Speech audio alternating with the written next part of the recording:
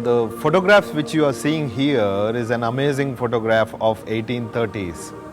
It's actually from the Basel Mission archive. People in the photographs which you are seeing is people from the tile factory. So they are all very happy receiving a gold medal for their product.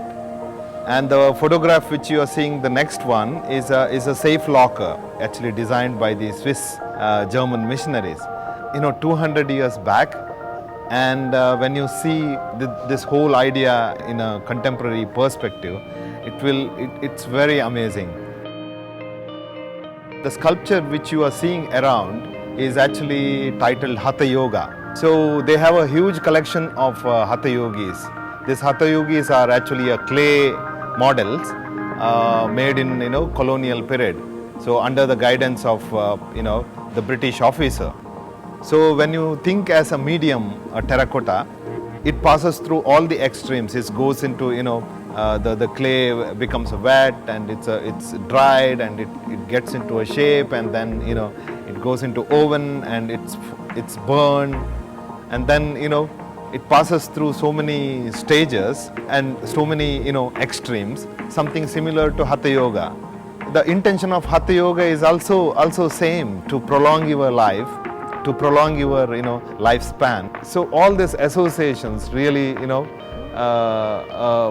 makes you think a different time is neither past nor today. It creates a kind of a new space called fifth dimension.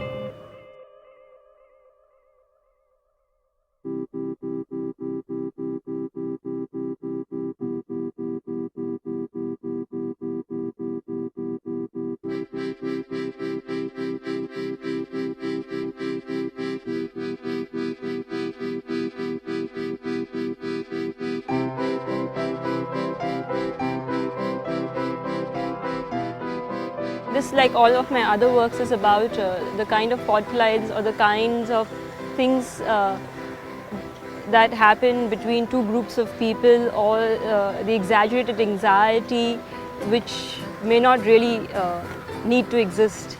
And so this is like almost like a surreal, imaginative work, or almost as if somebody's gone completely hysterical and has sat down over months winding the border. Which is actually the case, and it also is a reflection upon the actual hysteria, that how is it that you can fence a border between communities which have existed much longer than countries which are just barely, like the oldest country is barely 200 years old.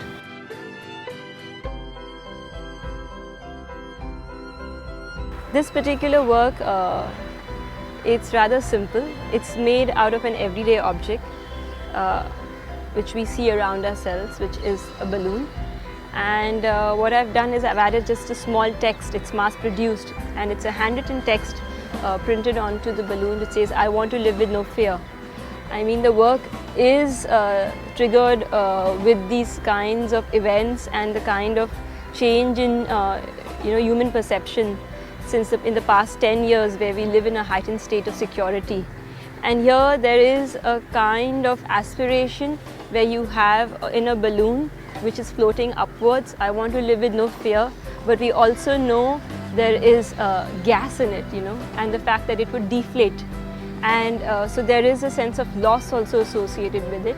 And what happens is that all these balloons are given to people to carry and walk around in streets. So in a way, there's also some kind of relationship as to what, in terms of ownership and association with a work of art, or there have been times when people have taken this balloon and passed it around, or the balloon sort of sits in people's homes.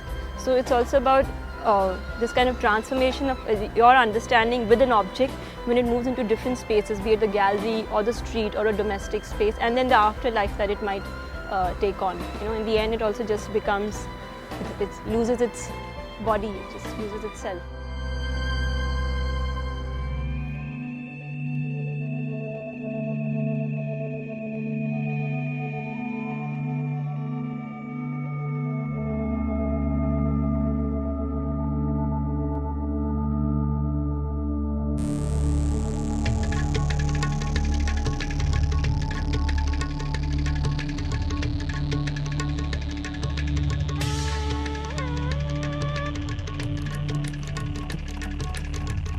I use the material in thorny bamboo, bamboo strip and gunny cloth, mud.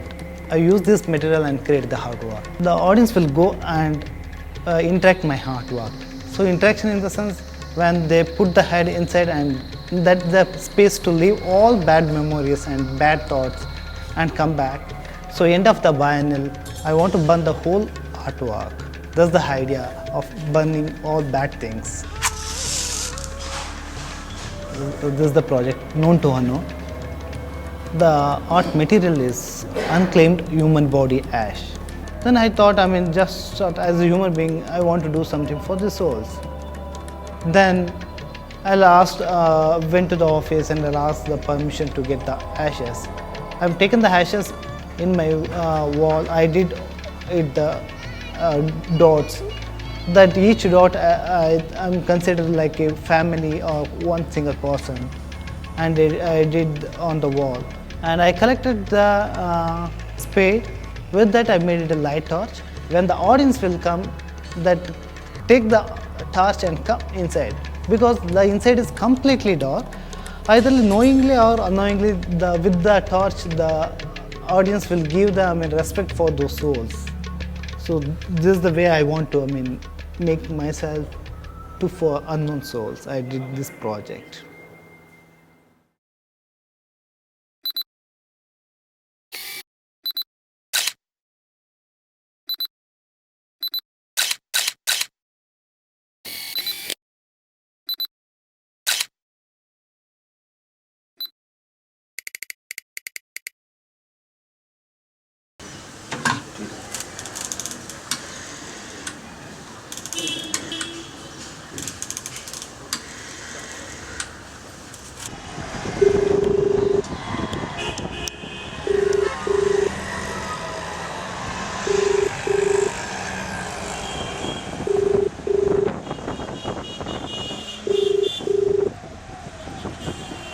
Hello?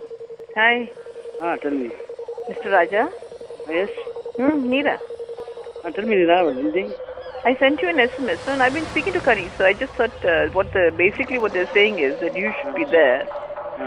Media generally is saying that you should be there because of the the Dalit dispensation, all that, the Dravidian, the party and all that, saying that the leader... So I think in the case of the Radia tapes, quite frankly, they provided a very felt and very profound, in a way, experience of what was wrong with the Indian media and their relationships with corporations, politics, and so on.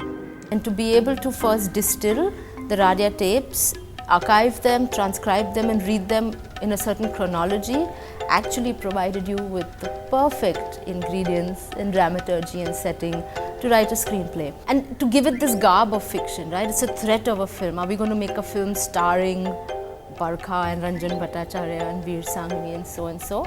No. But it's given that form, it's dressed up in this way with these settings. It's for you to decide, are these fictitious settings, are these real settings, are these really the Radia tapes, did the artist actually edit it and add more masala or not? That this is where the archive then becomes important. You're unwittingly a voyeur, you're part of this, like we felt we were always listening in on these cross connections like we did in the 80s in the analog days, and still you're listening to really dark stuff. And so to accompany the screenplay, we had these phone lines, which also invoked spectrum in some way. And you could pick it up and actually had an IVR phone response where you could type in the scene number and listen to its corresponding leak. You immediately feel weird because you are being this voyeur into the conversations, and yet you read on and you listen on, as I think you must.